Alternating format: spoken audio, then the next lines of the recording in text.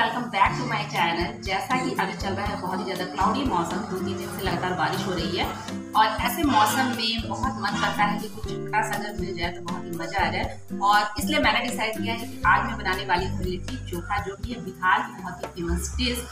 ये बिहार में फेमस होने के साथ साथ ही हर एक घर में हर एक के मुँह पे इसका स्वाद लगा हुआ है। जिसने एक बार लिट्टी चोखा खा लिया ना, वो इसका फैन हो जाता है। तो मैं आज आपको सिखाने वाली हूँ कि किस तरह से बनाएंगे लिट्टी चोखा।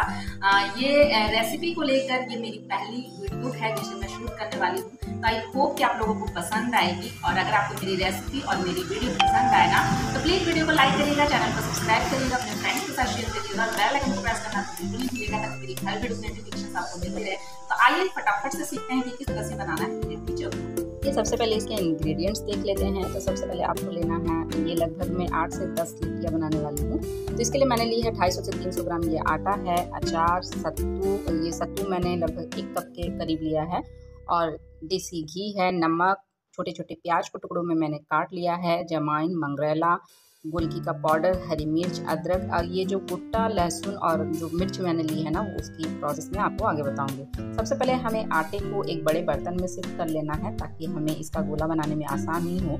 उसके बाद इसमें 2 बड़े चम्मच मैंने घी के डाल दिए हैं। इसमें घी का डालना बहुत अच्छी तरह से बहुत ज़रूरी है क्योंकि इसी से ये खास्ता बनता है।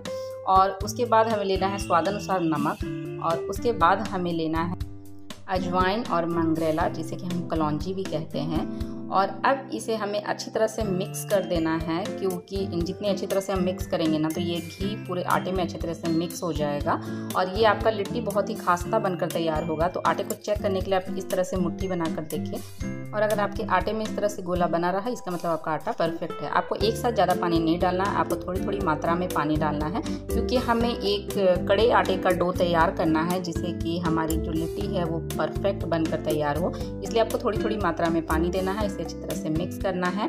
और आप थोड़ी देर में ही देखेंगे कि आपके आटे का गोला इस तरह से रहेगा, ये इतना कड़ा होना चाहिए। तो सबसे पहले इसे ढक के हम 5 मिनट के लिए सेट होने के लिए छोड़ देते हैं। तब तक हम अपना सत्तू का जो पाउडर है वो तैयार कर लेते हैं। तो सबसे पहले इस सत्तू को भी मैंने बड़े बर्तन में शिफ्ट कर लिया है।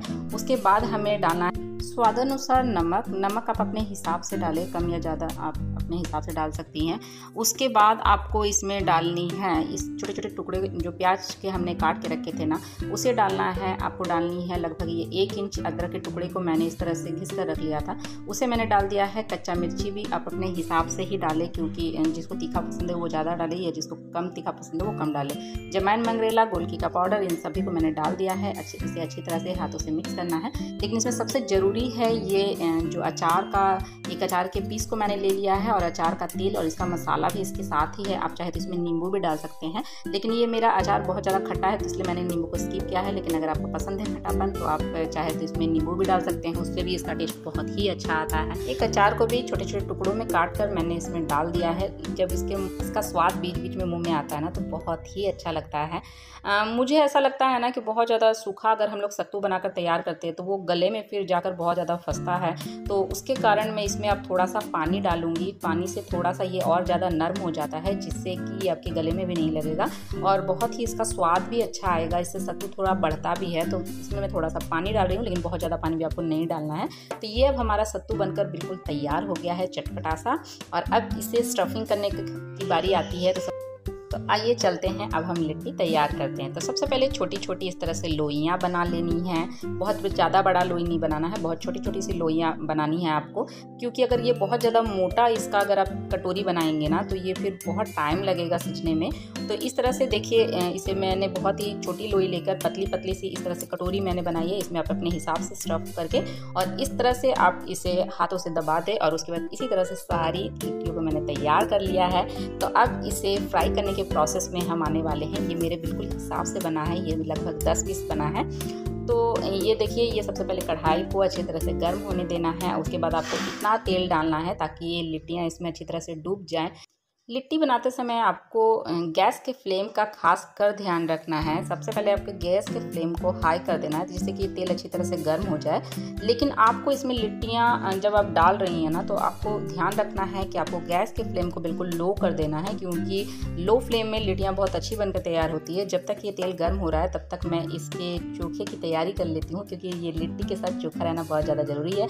तो सबसे पहले मैंने लिए है 2 बैंगन, जिसमें कि मैंने मिर्च और लहसुन को अच्छी तरह से इसमें लगा दिया है। और अब इसे पकाने के प्रोसेस पे आते हैं। इसके साथ ही आपको डाल देनी है 1 टमाटर, जिसे मैं स्टार्टिंग में बताना भूल गई थी। और आपको 1 बॉयल आलू भी ज़रूरत पड़ेगी, जिससे कि ये चोखा बहुत ही अच्छी तरह से बनकर तैयार होगा। अब मेरा तेल अच्छी तरह से गर्म हो चुका है, तो इसमें मैं अब लिट्टियाँ डालना स्टार्ट करने वाली हूँ। और इसका फ्लेम को भी मैंने लो कर दिया है। तो इस तरह से सारी लिट्टियों को एक एक एक करके मैं इसमें डाल दे रही हूँ।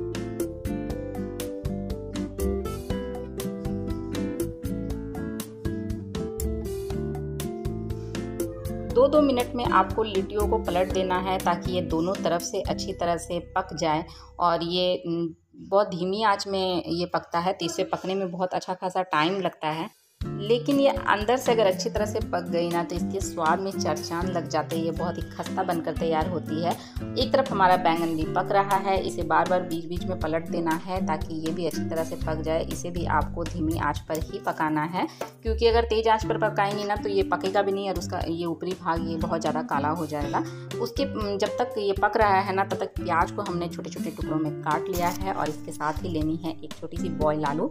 आप जब भी भरता बनाएंगे ना, तो उसमें एक बॉयल आलू ज़रूर डालिएगा, क्योंकि उससे जो चोखा या जिसे भरता कहते हैं, उसका स्वाद होता है वो बहुत ही अच्छा आता है। और अब हम एक नज़र अपनी लिट्टी पर भी डाल लेते हैं, जो कि लगभग ये फट चुकी है, ये फट चुका है। एक अच्छा लिट्टी किस तरह से बना है उसकी पहचान ही वही होती है कि लिट्टी को फ्राई करते करते वो उसमें हल्की सी दरार आ जाती है, जो कि आप देख सकते हैं मेरी लिट्टियों में दरार आ चुका है और ये गोल्डन ब्राउन हो चुकी है। तो इसी कंडीशन पे अब हमें इसे निकाल देना है एक न्यूज़पेपर में। टिश्यू पेपर या न्यूज़पेपर यूज़ करने से ना, इसका जो भी एक्सेस ऑयल है वो ये जो पेपर है वो ऑब्जर्व कर लेता है और हमारी जो लिट्टी है वो बिल्कुल ऑयल फ्री सूखी सूखी सी लगती है। तो इसलिए मैं तो जब भी कुछ फ्राई करती हूँ तो इस तरह से एक पेपर में ही निकाल कर रखती हूँ। और ये जब तक थोड़ा सा पेपर में ऑयल ऑब्जर्व कर रहा है, तब तक हम फटाफट से अपना जो एक तरफ हमारा जो चोखा तैयार करना है वो भी तैयार कर लेते हैं। ये मेरे बैंगन अच्छे से पक चुके हैं और टमाटर भी पक चुका है। तो गैस को अब मैं ऑफ़ कर दे रही हूँ। सबसे पहले आपको भरता बनाने का जो अपना तरीका बता देती हूँ मैं। इसमें गरम गरम में ही आपको ठंडा पानी डालना है, ताकि इसकी जो स्किन है, मीन्स की इसके छिलके जो है वो बहुत अच्छी तरह से निकल जाए। अगर आप इसे ठंडा होने के लिए छोड़ देंगी ना, तो इसके स्किन निकलने में बहुत ज़्यादा दिक्कत होगी और भरता बनाते समय इसमें कालापन आ जाएगा, जिसके कारण कि ना तो ये देखने में अच्छी लगेगी ना तो खाने में अच्छी लगेगी। किसी भी खाने को सबसे पहले हम अपनी आँखों से खाते हैं, तो खाना देखने में अच्छा होना चाहिए। तो सबसे पहले इसकी स्किन को मैं निकाल दे रही हूँ, टमाटर की, बैंगन की, दोनों की। और इस आलू को भी हमने छील लेना है और इस तरह से आपको सबको स्किन फ्री कर देना है। और अब आपको इस सबको मैश करना है। आप चाहे तो इसे हाथों से भी मैश कर सकती है, लेकिन क्योंकि ये थोड़ा गर्म है, इसीलिए अब इसे एक ग्लास से मैश करना ज़्यादा अच्छा रहेगा। तो अब मैं लेने वाली हूँ एक ग्लास और इसे मैश करने वाली हूँ बिल्कुल अच्छी तरह से। सबसे पहले इसे धार वाली साइड से हमें मैश करना है, जिससे कि ये छोटे छोटे पीसेस में कट जाए। और उसके बाद फिर उसी ग्लास को आपको पलट कर और इसके नीचे के भाग से आपको अच्छी तरह से इस तरह से मैश कर देना है। अब इसे मैश करते करते ये हल्का ठंडा भी हो चुका है। तो इसमें अब मैं डालने वाली हूँ एक हरी मिर्च, लगभग ये 1.5 चम्मच कच्चे सरसों का तेल है। सरसों के तेल से भरते का टेस्ट बहुत ही अच्छा बनता है। और अब इसमें डालने वाली हूँ स्वादानुसार नमक। इसमें आपको किसी भी तरह के मसालों को और मिक्स करने की ज़रूरत नहीं है, इसमें इतने से ही बहुत ही अच्छा टेस्ट आ जाएगा।